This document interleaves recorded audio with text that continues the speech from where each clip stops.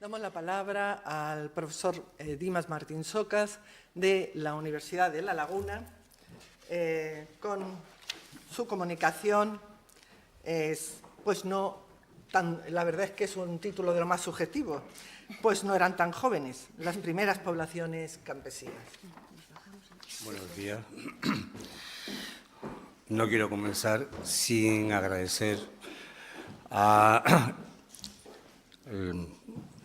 Carmen Cacho y a Maribel Martínez Navarrete esta invitación a una jornada que permite dar a conocer de manera general, fuera del ámbito de los colegas de la arqueología, los resultados que hemos estado obteniendo o que estamos obteniendo en el estudio de la prehistoria reciente en la zona del sureste y en concreto en la provincia de Almería. Igualmente quiero agradecer al Museo Arqueológico Nacional la posibilidad de utilizar este foro con tanta influencia en el Estado español, porque supone, de alguna manera, un reconocimiento de los trabajos que se están haciendo en los distintos ámbitos de la investigación arqueológica y, en este caso, pues se refiere esencialmente a el sureste. Ya Carmen Cacho ha hecho alusión a la importancia de la colección de Luis Siret. Almería, en el sureste en general y Almería en concreto, es uno de los ámbitos más intensamente trabajados de la prehistoria reciente peninsular. Una investigación que comienza a finales del siglo XIX y que se lleva en un momento que es clave para entender también la pujanza y la fuerza que tiene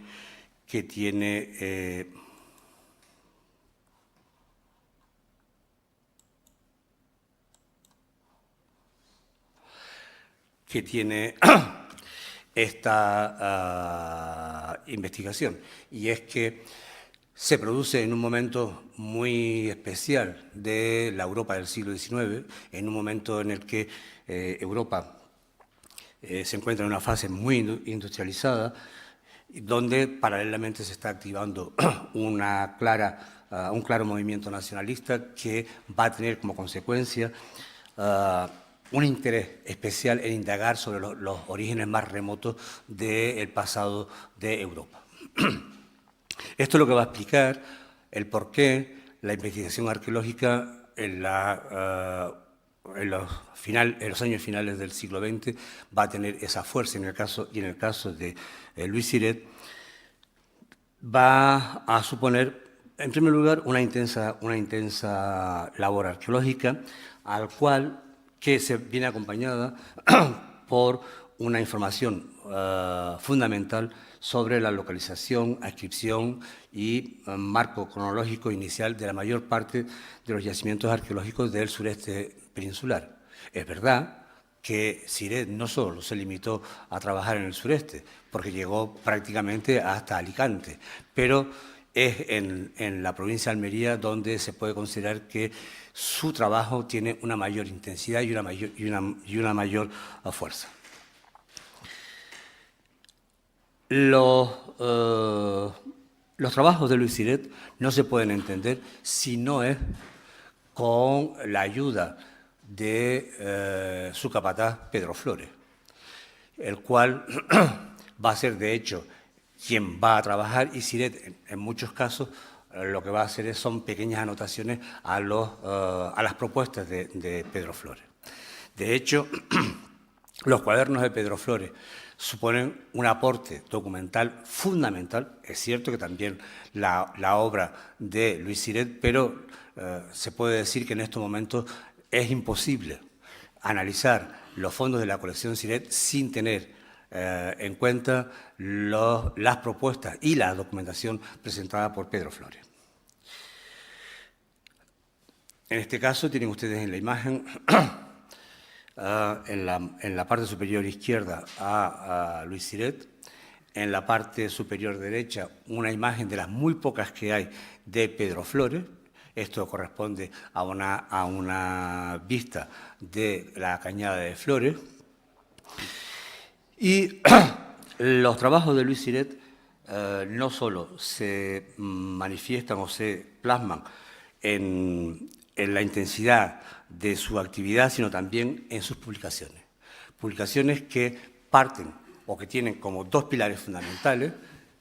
Hay varias publicaciones más, pero dos pilares fundamentales, que es en 1889 la publicación de las primeras edades del metal y en 1993, en 1991 realmente cuando se publica, la España prehistórica, que supone el gran corpus documental complementario con los cuadernos de Pedro Flores. Toda esta documentación supone el aporte fundamental para poder estudiar la prehistoria reciente del sureste peninsular.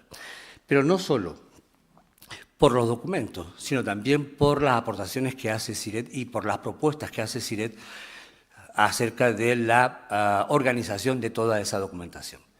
Curiosamente, cuando se acude al análisis de esta colección, se atiende en muchas ocasiones más a los cuadernos de Pedro Flores o a la revisión que se hace posteriormente por parte de George Ibera Leisner que a algunas de las informaciones derivadas de Siret, en parte porque hay una documentación que se ha mantenido inédita hasta hace muy poco tiempo, como es, por ejemplo, el famoso libro inédito de Luis Siret, donde hace una propuesta muy interesante sobre su interpretación de los conjuntos de necrópolis de la zona media y alta del río Almanzora.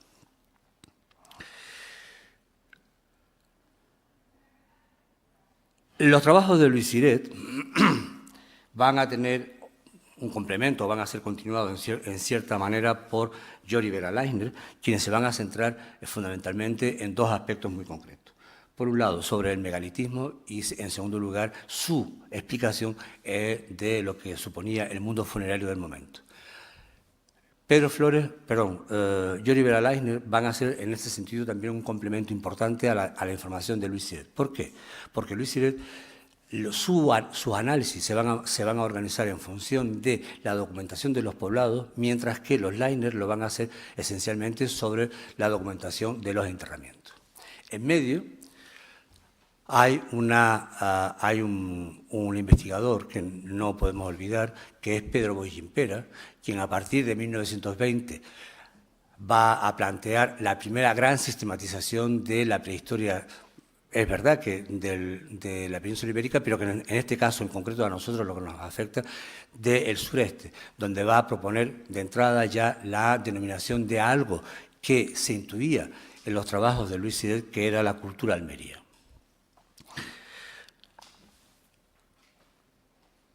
Tras casi un siglo de propuestas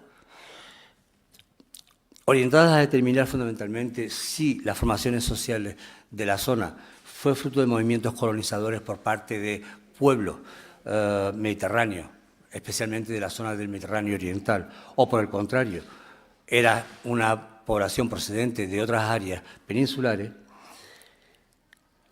comienza a plantearse una ruptura de esta dicotomía cuyo punto de inflexión viene marcado por la publicación en 1967 de Colin Renfrew con respecto a su interpretación del mundo megalítico y en especial del mundo de los Toloi, que supone la ruptura de esa visión o la primera propuesta de ruptura de visión de ese mundo orientalista tan peculiar y tan afín a la investigación española prácticamente hasta ese momento. A lo largo de los años 70 y 80 se van a hacer nuevas propuestas con nuevos presupuestos teóricos y metodológicos que van a suponer ya el primer gran cambio en la lectura de la prehistoria reciente de la zona. Sin embargo, estas propuestas o este cambio o esta transformación no se puede entender si no tenemos también en cuenta el papel de la puesta en marcha del llamado modelo andaluz de arqueología. ¿Por qué? Pues sencillamente porque a través de este modelo andaluz de arqueología se va a proponer un cambio radical en la investigación, promoviendo los proyectos plurianuales, abiertos, de carácter interdisciplinar y con una dotación económica que hasta el momento pues, no se había soñado, ni siquiera se había intuido. En términos generales, para la investigación de la prehistoria reciente del sureste y en concreto de la península de Almería, a partir de los años 70 y 80, se va a estructurar básicamente o se va a protagonizar básicamente por 5 equipos. 5 equipos de investigación, de los cuales 4 de ellos van a centrar sus proyectos en un área muy concreta, que es la depresión de Vera y la cuenca del río Almanzora. Mientras que el quinto se va a centrar su investigación en el yacimiento de Millares y la cuenca del Andaraz. ¿Por qué hay esta confluencia de interés en la investigación en la zona de la depresión de Vera? Sencillamente por 2 razones fundamentales. En primer lugar, porque en la misma se localizaba todo un conjunto de yacimientos que venían ya desde la época de Siret, que se entendían que eran claves para poder entender el desarrollo de la dinámica social en la zona del sureste. Es el caso, por ejemplo, de El Garcel como poblado, de la necrópolis de la cuenca media y alta, como puede ser Purchena, Cantoria o el caso de Huerca Lovera, entre otras. Los de yacimientos como Campos o el conjunto, el complejo de Almisaraque con la necrópolis y el poblado para la Edad del Cobre, o el caso de yacimientos o poblados como El Argar, Gata o Fuente Álamo, por citar los 3 que se han excavado de una manera más sistemática en los últimos tiempos. En segundo lugar, porque se entendía que, dada esta documentación tan abundante, tan precisa y tan rica, y sobre todo tan clave para entender esa dinámica, los resultados que se fueran obteniendo iba a determinar el conocimiento y la periodización de los procesos históricos que tuvieron lugar durante la prehistoria reciente, no solo en la zona, sino que iba a tener también repercusión para el Mediterráneo centro-occidental. Por tanto, la zona de la depresión de Vera y cuenca del río Almanzora se convirtió de alguna manera en uno de los puntos neurálgicos de la investigación en la zona sur peninsular. A la investigación de estos proyectos hay que añadir las importantes aportaciones, bien sea a nivel teórico, como plantean, entre otros, Antonio Gilman, Robert Chapman, Almudena Hernando, María Isabel Martínez Navarrete, Mates o Antonio Ramos Millán, entre otros. Y no solo a nivel teórico, sino también hay una serie de aportaciones a nivel de tipo metodológico, con trabajo de campo o de estudio de materiales, como son, y que son fundamentales, como son los trabajos de Carmen Olaria en la zona de Purchena, los de Ruth Maica y Maripaz Román para el estudio de la colección Siret, o bien los estudios de Ignacio Montero, a los que ya ha hecho referencia Carmen Cacho anteriormente.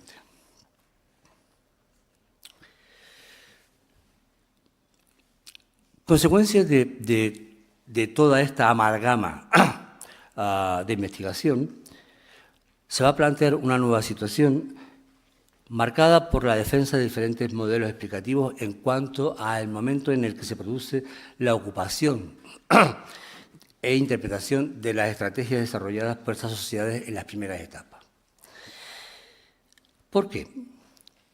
Porque, entre otras cuestiones, hasta ese momento la investigación se había centrado esencialmente sobre dos puntos básicos. El papel de la metalurgia, por un lado, y el papel de la complejidad social. Ahora, los cuatro ejes básicos sobre los que se va a pivotar la investigación se va a centrar, en primer lugar, en el origen y causas que impulsan lo que se ha venido denominando la colonización agrícola de las tierras bajas almerienses. En segundo lugar, la importancia de las poblaciones de sustrato que están asociadas o que se entendían asociadas a ese complejo cultural denominado de una manera genérica como cultura almería. En tercer lugar, el momento y la importancia de la metalurgia en la dinámica interna y las consecuencias a lo largo del desarrollo de cada uno de los periodos reconocidos. Y por último, el carácter e importancia que tiene toda esta transformación en la consolidación de algo que era fundamental. Cómo se potencian estas formaciones sociales a lo largo de la prehistoria reciente del sureste, bien fuera en la edad del cobre o bien fuera en la edad del bronce. ¿Por qué se establecen los dos primeros objetivos? Pues por dos razones fundamentales. En primer lugar, porque el desarrollo existente en la zona, hablo años 80, era de una entidad que no se podía explicar básicamente a partir de lo que se venía afirmando de arribadas de gente procedente del Mediterráneo Oriental. Un tercer milenio como el que hay en la zona, con esa potencia, no podía explicarse simplemente por una arribada de gente foránea. Y en segundo lugar, porque había una serie de materiales, es verdad, que escasos y descontextualizados, que reflejaban, a tenor de lo que ocurría en el resto de la región andaluza, una ocupación mucho más antigua que la que hasta ese momento se estaba planteando. En el primer caso, es decir, en el de el inicio de la producción en la zona, se entendía que el área del sureste se había colonizado en un momento tardío y asociado o contemporáneo con lo que se entendía que era la cultura almería. Ahora hablaré al respecto. Ahora bien, el problema es que no había un encaje cronológico y cultural de la cultura almería en este contexto general de la prehistoria reciente. Era como una especie de paquete, un tótum que se iba llevando de un ámbito a otro en función de los planteamientos de cada uno de los distintos investigadores. Para uno, se trataba de un complejo cultural que había que asociar al mundo del Neolítico reciente. Para otros, por el contrario, era un complejo cultural que no se podía entender por sus características diferenciadas del mundo del Calcolítico. Y en ambos casos utilizaban los mismos paradigmas. Y esos eran, en primer lugar, la necrópolis de sepulturas de Rungraver, es decir, de estructuras circulares, o de sepulcros de cámara y corredor, que se localizaban esencialmente en la zona media y alta de la cuenca de la Almanzora, algunos en la zona baja, caso de Huerca Lovera, o algunos aislados ya próximos a la zona de Cuevas de la Almanzora o Herrería. Como espacios de habitación o lugares de hábitat de estas poblaciones, de las cuales se tenía mucha información de los muertos o de los difuntos, pero no había ninguna relación a dónde y cómo vivían, se utilizaba como ejemplo, digamos, más carismático el poblado del Garcel, del cual Ruth Maica acaba de publicar un interesante artículo al respecto. Bueno, Ruth Maica y Maripaz Román. ¿Y esto qué significaba? Significaba que si se entendía que la cultura almería correspondía a el Neolítico final, suponía que era el sustrato poblacional sobre el cual se iba a desarrollar luego toda la complejidad social característica del tercer milenio. Si por el contrario se entendía que era o se interpretaba como la edad del cobre, lo que ocurría es que era el germen de la transformación sobre el que estas poblaciones del tercer milenio se iban a consolidar. Ante esta tesitura, el equipo de La Laguna se planteó cómo abordarlo. Y para ello, lo primero que se intentó fue, o el objetivo que se perseguía era conseguir una mejor definición de estos problemas en cuanto a inicios de la producción, características de estas poblaciones y el desarrollo, o cómo tenía lugar el desarrollo de esa llamada cultura almería. Para ello se plantea un proyecto con el objetivo de análisis de las poblaciones, de las formaciones sociales desde una perspectiva diacrónica en un sector muy concreto del territorio, que es la depresión de Vera y la cuenca baja del río Almanzora. Es decir, un área que hasta el momento la información que había era básicamente de la edad del cobre y la edad del bronce. Es verdad que Siret, como han señalado ya Ruth y Maripaz, había algunas referencias ambiguas que podían ser de neolítico, pero que apuntaban más a no sé dónde encajarlas, y por los materiales tan vastos y tan poco desarrollados, vamos a ubicarlos en una fase inicial o previa.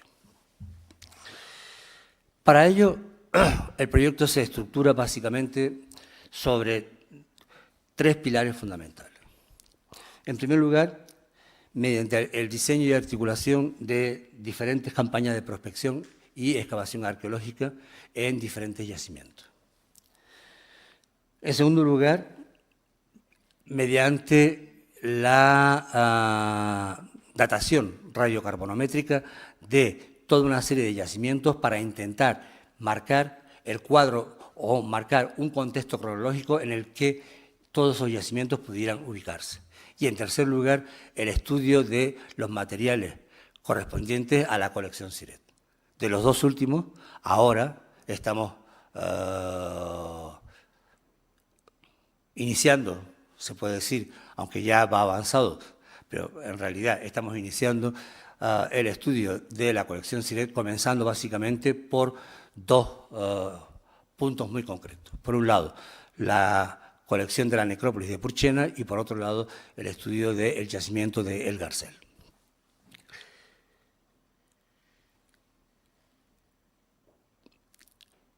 El proyecto se plantea partiendo de un principio muy concreto, que era el de asumir que el inicio de la transformación de esta zona era fruto no de un solo efecto o de un solo fenómeno, sino que era fruto de la convergencia de múltiples factores. Por lo tanto, lo que había que hacer era abordarlo de una manera integral. ¿Qué quiere decir esto? Es decir, que lo que se planteaba era abordarlo desde la perspectiva de las características medioambientales, el desarrollo demográfico, el potencial tecnológico y su repercusión en la explotación del entorno, así como la configuración ideológica que generará una ordenación del territorio con una clara definición de el desarrollo de estas comunidades y lo que implica en una tendencia paralela a la consolidación de las desigualdades socioeconómicas. Como resultado de esa investigación, que todavía continuamos, como acabo de comentar, se va a observar que los resultados aportan una visión bien diferente a lo que se venía manteniendo hasta el momento. Es verdad que hay un problema. Hay un problema que con Carmen y con Juan Antonio conocemos muy bien, que es qué ocurre en los momentos previos al inicio de la producción de alimentos en la zona. La información sobre el mundo del paleolítico o del epipaleolítico y mesolítico es prácticamente desconocido. Hay detalles puntuales, podríamos decir retazos, exactamente igual, desgraciadamente, que lo que ocurre en el resto de Andalucía. Por tanto, hay un problema que de momento no sabemos cómo abordar, que es el papel de las poblaciones de sustrato en estas primeras poblaciones productoras de alimentos en la zona. Ahora bien, en contraste con este desconocimiento de las formaciones previas al inicio de la producción, a través del estudio del territorio, se puede determinar, en primer lugar, que en la zona hay una intensa dinámica de ocupación desde los inicios de la producción hasta la época alto medieval, y además de una manera muy sistemática. Y en segundo lugar, que las estrategias desarrolladas por estas poblaciones, a través de cada uno de los periodos, tienen una distribución espacial y claro control del territorio. Para el caso de esta charla, nos vamos a encontrar, en primer lugar, que no se puede, o tenemos que afirmar que no se puede mantener esa definición tradicional de que el neolítico, es decir, los inicios de la producción en la zona, se produce en un momento tardío, correspondiendo a la cultura almería y, por tanto, correspondiendo como muy antiguo en la visión tradicional a el neolítico reciente. Y también no se puede entender que esa lectura de que era consecuencia de un movimiento migratorio de carácter colonizador, donde la intensificación agrícola jugaba un papel fundamental, que venía desde el interior, apuntándose en algún caso las penillanuras granadinas, y que tendría una orientación básicamente de tipo económico. En segundo lugar, que la explicación que se daba para ese desarrollo tardío se justificaba básicamente como primer punto a tener en cuenta criterios de carácter paleoambiental, bien sea por la hostilidad del medio, bien sea por la aridez de tipo climático o, en algún caso, por el control de elementos críticos como podía ser el agua, como plantea Robert Chapman.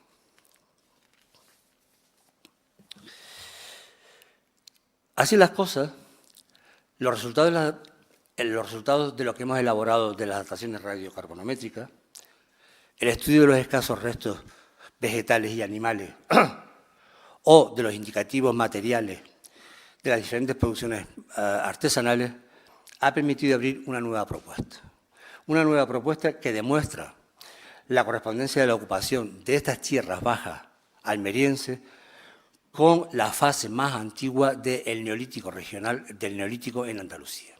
Es decir, esto está confirmado, al menos en lo que nosotros controlamos, en 17 yacimientos, con un neolítico que comenzaría en la segunda mitad del sexto milenio como fecha más probable. Y yo, hablando, me he olvidado de ir pasando las imágenes. Perdonen. Bien. Suele ocurrir. Bien. Lo que tienen ustedes aquí es un dibujo de Pedro Flores, referido al yacimiento de El Garcel, donde presenta las características del yacimiento. Este es el tipo de dibujo exactamente igual que este, correspondiente a el hoyo 166 de El Garcel, o en este caso lo que tienen ustedes aquí es una imagen de Pedro Flores ya corregida y matizada por Luis Siret, o como en este caso de la Cañada de Flores.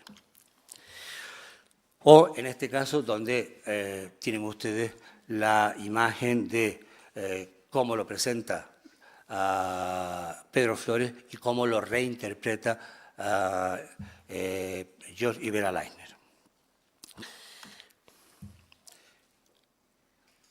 George Ibera Leisner, en su momento, hacen una organización secuencial de la prehistoria reciente de la zona, partiendo en gran medida de la propuesta de Siret, con lo que llaman los grupos o los periodos, que son realmente 4, aunque hablan de 3, hablan de 1, 2, 2, 3 y 3, de los cuales el 2 y el 2-3 no saben muy bien dónde encajar, como siempre, y el 3 ya corresponde claramente a lo que es el mundo de la Edad del Cobre. Hace una propuesta de que dónde se ubican los conjuntos más antiguos de la zona, que corresponden a ese mundo de Rungraver y de Sepulcro de Corredor, que se sitúan básicamente, como antes les comentaba, en la zona media y alta de la Almanzora o en la propia desembocadura.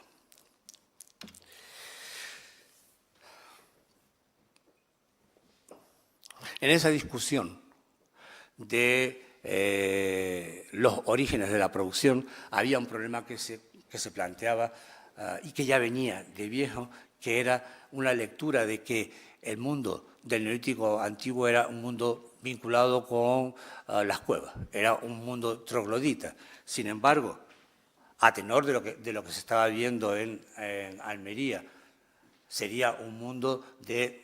Estas imágenes son restituciones que no tienen nada que ver con Almería, pero dado que es una explicación de carácter de divulgación, pues las imágenes, para que se hagan una idea de lo que era el mundo troglodita y el mundo al aire libre. Estas corresponden a un yacimiento que hemos excavado en Málaga, correspondiente a la Cueva del Toro, pero que valen bien aquí para lo que estamos hablando. Un problema que también se plantea es el cambio de la costa. Y eso es fundamental para poder entender la localización actual de los yacimientos. Aquí lo que tienen ustedes es, en la margen derecha, una imagen de la restitución de la costa en el 6000, en el 4000 antes de Cristo aproximadamente, y en el que aquí tienen lo que sería la costa en esos momentos y aquí la costa en la actualidad. Eso significa que todos los yacimientos los vamos a encontrar en estos momentos hacia el interior, como va a ser el caso de uno del que voy a hablar, que es Cabecicol Negro. Aquí tienen una imagen de El Garcel, de los dos promontorios que caracterizan El Garcel, y aquí tienen una relación, una vista de los yacimientos que en estos momentos tenemos localizados como correspondientes al Neolítico Antiguo. Es verdad que todos se ubican básicamente en la zona de la desembocadura de la Almanzora y la depresión de Vera, pero no hay que engañarse al respecto. Eso es fruto más de la investigación que de la realidad del entorno. Es la zona en la que nosotros hemos trabajado y, por tanto, bueno, seguro que cuando se amplíen las prospecciones en la zona aparecerán muchos más. Pero lo que sí que es indicativo que en una zona tan restrictiva como es la desembocadura, esta zona de la desembocadura de la Almanzora y la depresión de Vera, tenemos ya 17 y probablemente seguirán apareciendo muchos más. Y aquí tienen un mapa con los yacimientos del Neolítico Antiguo, datados con fechas cortas, de vida corta, con los que se relacionan en estos momentos las cronologías, luego hablaré de ellas, las cronologías que tenemos en la desembocadura en las zonas de estudio.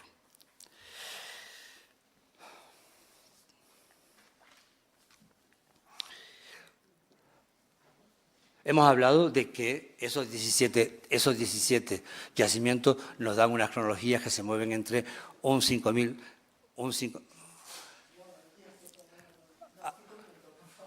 ¿Me quedan 5 minutos? Bueno. Bueno, pues entonces, bien. Bueno.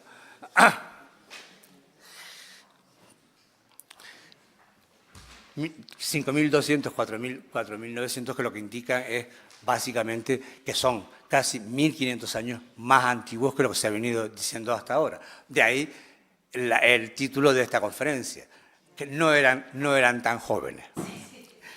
¿En qué se basan? Básicamente, no solo en las cronologías, sino también en la presencia de una serie de materiales asociados al mundo de ese neolítico, como es la cerámica cardial, la cerámica con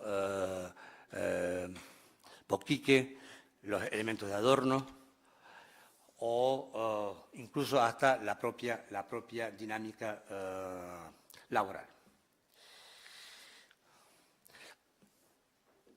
Atendiendo a los resultados que hemos obtenido en el caso de Cabecicos Negros, los análisis traseológicos y de características de la manufactura nos hablan, permiten establecer una actividad artesanal excedentaria en detrimento de otras relacionadas con la subsistencia. Aquí tienen ustedes una imagen donde pueden ver que el aprovechamiento o el trabajo de las materias minerales, la piel y la madera son dominantes frente a otras actividades como el de carnicería o de hueso, que tienen una representación mucho más limitada. Y aquí tienen cómo se coordina o cómo se relaciona con análisis de trazas de uso correspondiente a los yacimientos de la región andaluza.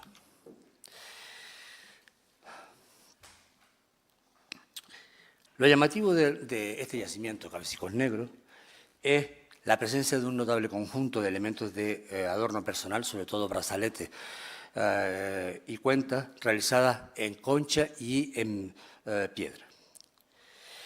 Muchas de ellas que están en procesos de fabricación, pero también lo importante es la información que aporta acerca de los estadios de su transformación y los instrumentos que intervienen en ella, así como las técnicas utilizadas.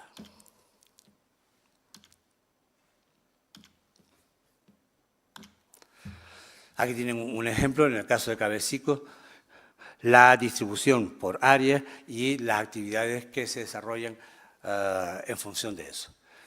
¿Esto qué nos implica? Nos implica que estamos ante un taller de actividad especializada, centrada básicamente en la transformación o la manipulación de los elementos de adorno y cuya producción es básicamente excedentaria,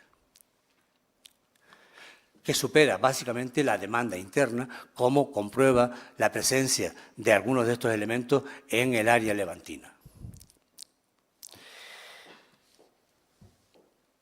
Entendemos que una producción especializada como esta está marcando las pautas de la ocupación del espacio y que permite sugerir también un aprovechamiento del entorno inmediato. En el caso concreto de las conchas, lo que podemos determinar en su análisis es, en primer lugar, que su explotación deriva o su recogida deriva de las zonas estuarinas localizadas inmediatas al yacimiento. Punto primero. Punto segundo, que los restos malacológicos identificados manifiestan que fueron recogidas vivas. Y eso implica que podría interpretarse que podían tener un valor bromatológico y luego ser reutilizadas o ser recicladas para la fabricación de piezas de adorno.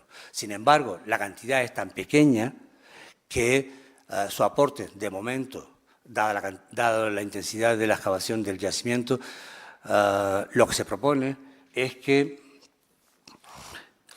más que para un uso alimentario, un uso alimenticio, fue una recogida basada fundamentalmente para formar parte, para su transformación y formar parte de la cadena de transformación en el taller.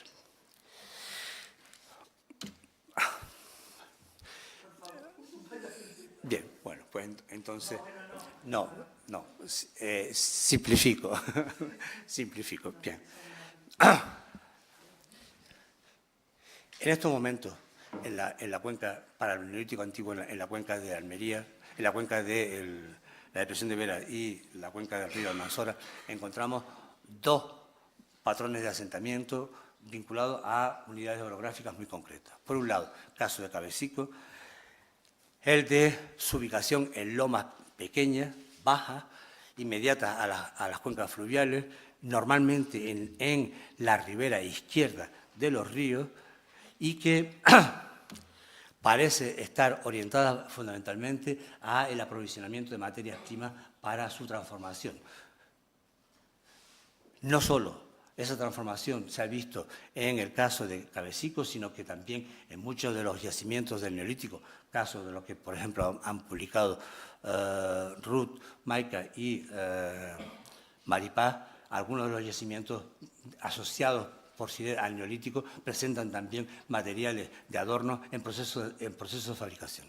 Un segundo modelo viene representado por un patrón en altura, con un claro dominio territorial y que además marca algo fundamental, y es la visualización entre ellos, algo que luego se potenciará durante la Edad del Cobre, la visualización entre ellos para un control estricto de todo el territorio de la depresión de Vera, Anta y el río Almanzora.